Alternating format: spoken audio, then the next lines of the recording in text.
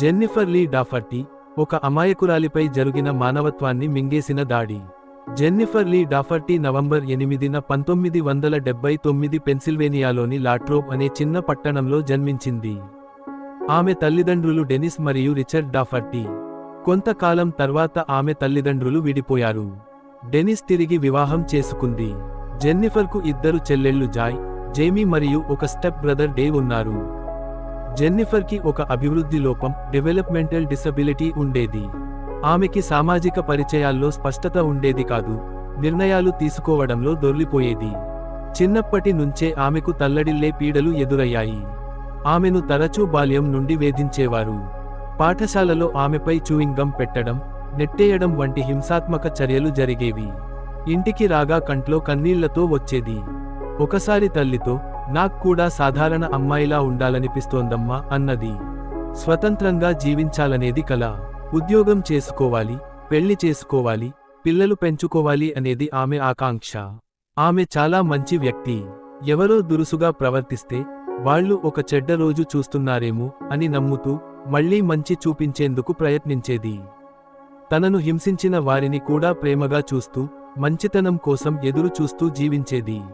జెన్నిఫర్కు పాటలు పాడడం, డ్యాన్స్ చేయడం ఇష్టంగా ఉండేది. తన మేనకోడళ్లకు, మేనల్లుడుకు కేర్ చేయడాన్ని ఇష్టపడేది.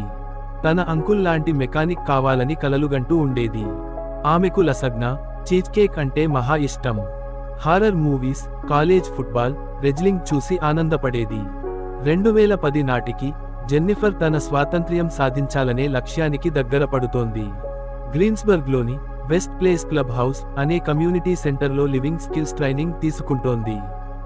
అదే సమయంలో మెకానిక్ కోర్సు చేస్తూ, ఆమె మౌంట్ ప్లెజెంట్ నుంచి బస్లో ప్రయాణిస్తూ, దంత వైద్యుడు, కౌన్సిలింగ్ వంటి అపాయింట్మెంట్లకు వెళ్తుండేది. కానీ ఆమె బాల్యపు అమాయకత్వం ఇప్పటికీ మిగిలే ఉండడంతో ఆమె తల్లి చెల్లెళ్ళు ఆమెను బయట ప్రపంచం నుండి రక్షించాలని చూస్తున్నారు. అయినా ఆమె ఒక పెద్దదైన మహిళగా స్వతంత్రంగా జీవించాలనే ఆవేశంతో వారి తల్లిదండ్రులు ఆమెను ప్రోత్సహించారు.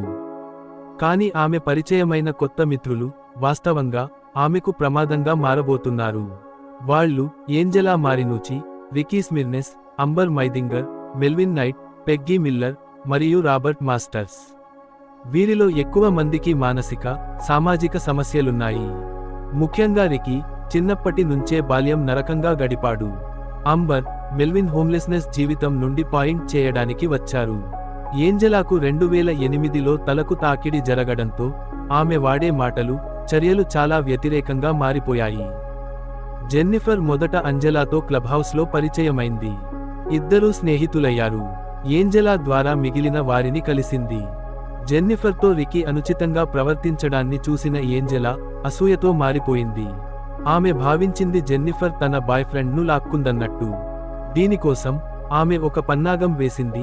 స్లీప్ ఓవర్ పేరుతో జెన్నిఫర్ను బలవంతంగా పిలిచింది. 2010 ఫిబ్రవరి 10న జెన్నిఫర్ తల్లిదండ్రులకు పెగ్గీ ఇంట్లో స్నేహితురాలితో రాత్రి ఉంటా అని చెప్పింది.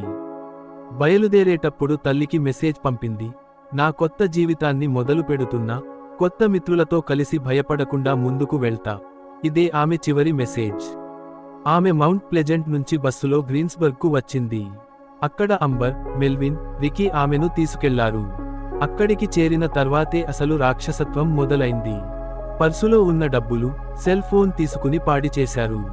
ఆమెపై టవల్ బార్, క్రచ్లు, 2 లీటర్లు బాటిల్, హూజ్తో కొట్టారు. కడుపు మీద తన్నారు. వెజిటబుల్ ఆయిల్, డిటర్జెంట్, మూత్రం, నెయిల్ పాలిష్ త్రాగించారు. మలం తినిపించారు. మసాలాలు తలపై పోశారు. ఆమె, నాకిష్టం లేదు, కంట్లో మంట ఉంది అని చెప్పినా వారేమీ వినలేదు. ఆమె తిరిగి కొట్టడానికి ప్రయత్నించింది.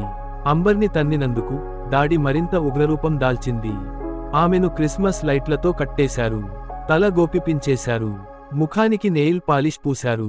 మెల్విన్ ఆమెపై లైంగిక దాడికి పాల్పడ్డాడు. తర్వాత ఆమెను, నీవు చనిపోవాలని నిర్ణయించుకున్నావు అన్న అర్థం వచ్చేలా ఒక సూసైడ్ నోట్ రాయించారు.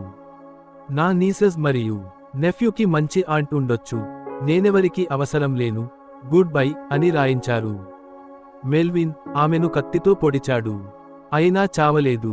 రికీ ఆమె చేయి కోశాడు. చివరికి క్రిస్మస్ లైట్లతో గొంతు బిగించి చంపారు. చంపిన తర్వాత ఆమెను క్రిస్మస్ చెట్టులా అలంకరించారు.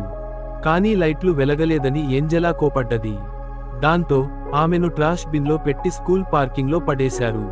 ఒక లారీ డ్రైవర్ ట్రాష్ బిన్ చూసి విచారపడి చూసినప్పుడు జెన్నిఫర్ మృతదేహం కనిపించింది. ఆమె తల్లి బాడీ గుర్తించాల్సి వచ్చింది. ముద్దుగా పెంచిన కుమార్తెను అలా చూడడం ఆమెకు మానసికంగా కన్నీళ్లు పెట్టించింది. న్యాయ తీర్పులో 2012లో మెల్విన్ నైట్కు మరణదండన పడింది. అతను కోర్టులో నవ్వాడు.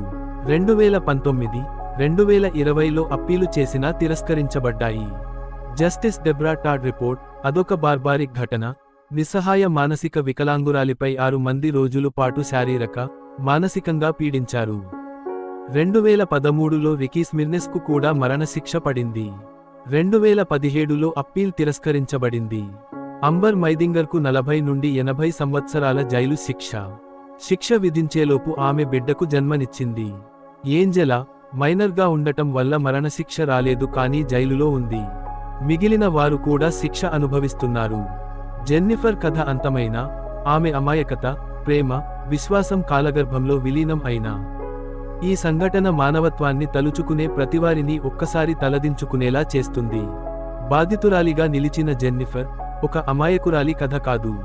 అది సమాజంలో మానవత్వం ఎలా తగ్గిపోతుందో, మనం ఎంతగా అపరాధులకు వ్యతిరేకంగా స్పందించాలో గుర్తు చేసే గాథ. ఇలాంటి మరిన్ని నిజ జీవిత క్రైమ్ కథలు కావాలంటే సబ్స్క్రైబ్ చేసుకోండి.